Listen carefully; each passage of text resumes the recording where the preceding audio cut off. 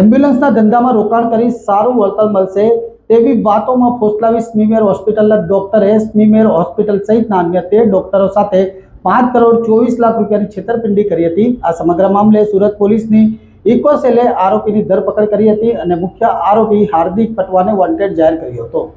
DCB police station ખાતે કપિલ કુમાર અરવિંદભાઈ સહાણીનાઓએ ફરિયાદ આપેલ કે તેઓએ એમ્બ્યુલન્સના ધંધા માટે એમના મિત્ર હાર્દિક રમેશભાઈ પટવા નાવ સાથે મળેલ અને તેઓએ જણાવેલ કે એમ્બ્યુલન્સના ધંધો કરવાથી એની અંદર 50% ફાયદો રહે છે, રોકાણ કરશો તો એમાં 50% ફાયદો રહેશે અને 2 વર્ષની અંદર તમને તે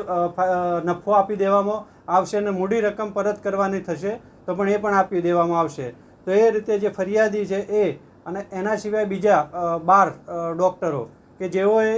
તેમને રૂપિયા રોકાણ કરેલું એમ્બ્યુલન્સના અંદર, તો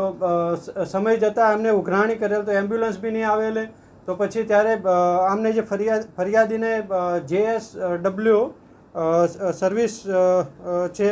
JS સ્ટીલ લિમિટેડ કંપનીનો ખોટો અને બનાવટી